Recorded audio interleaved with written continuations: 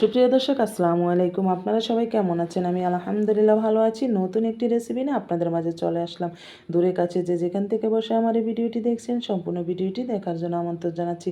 আমি একই ভিডিওতে দুটো রেসিপি আপনাদের মাঝে শেয়ার করব। শুরুতে দেখতে পাচ্ছেন এখানে আমি নিয়েছি কচুর ছড়া। এগুলো বড় সাইজের ছড়া। ছড়াগুলোকে এভাবে কেটে আমি হালকা সেদ্ধ করে নিয়েছি। মানে বলক ওঠার সাথে সাথে ছেঁকে নিয়েছি। এই তো নিয়ে তারপরে ঠান্ডা করে হলুদের গুঁড়ো, মরিচের গুঁড়ো এবং স্বাদ মতো লবণ মেখে তো আমি ভেজে নিচ্ছি।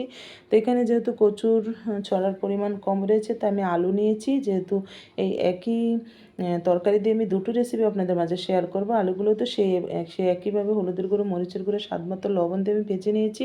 আর এই তো চুলাতে ইলিশ মাছটাও কিন্তু আমি ভেজে নিয়েছি, আপনারা দেখতে পেয়েছেন। আর এই তো চুলাতে আমি হাঁড়ি বসিয়ে দিচ্ছি অলরেডি। পরিমাণ মতো তেল দিয়ে পেঁয়াজ কুচি, কাঁচামরিচ দিয়ে ব্রাউন কালার করে ভেজে দিয়ে দিয়েছি 2 চা চামচ পরিমাণ পেঁয়াজ বাটা, দিয়ে দিয়েছি হাফ চা চামচ রসুন বাটা, হাফ চা চামচের একটু বেশি আদা বাটা দিয়ে ভালোভাবে মশলাটাকে কষিয়ে নিয়েছি। কষিয়ে দিয়ে দিয়েছি এখানে একটু পানি দিয়ে শুকনো উপকরণগুলো দিয়ে দিয়েছি হলুদের গুঁড়ো, মরিচের গুঁড়ো, জিরার গুঁড়ো দিয়ে আমি ভালোভাবে লবণ দিয়ে দিয়েছি। দিয়ে আমি ভালোভাবে মশলাটাকে কষিয়ে এই তো আমি সেই কচু এবং আলু দিয়ে ভালোভাবে কষিয়ে ঝোল দিয়ে দিয়েছি। ঝোলটা বলক ওঠার সাথে সাথে এখানে আমি সেই মাছগুলো দিয়ে দিয়েছি। দিয়ে এই তো নেড়ে চেড়ে বারবার আমি ঢেকে রাখছি। তো এখন আমি চুলায় চলে যাব, গ্যাসের চুলায়। এটা কারেন্টের চুলায় হতে থাকুক তরকারিটা।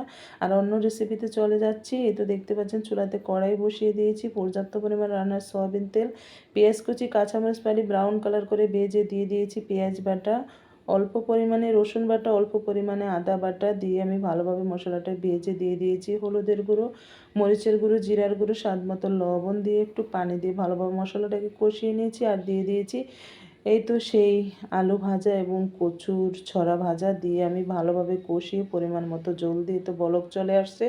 আমি একটু দেখে নিলাম সিদ্ধ হয়েছে না। আর ডিমগুলোকে আমি ফাটিয়ে ভেজে নিয়েছি। এই ডিমগুলোর ভিতরে আমি রসুন বাটা, পেঁয়াজ বাটা, জিরার গুঁড়ো, হলুদের গুঁড়ো, মরিচের গুঁড়ো, পেঁয়াজ কুচি, কাঁচামরিচ কুচি, স্বাদ মতো লবণ দিয়ে ফেটে তারপরে ডিমগুলোকে ভেজে আমি পিস পিস করে কেটে নিয়েছি। সেই ডিমগুলো দিয়ে দিয়েছি।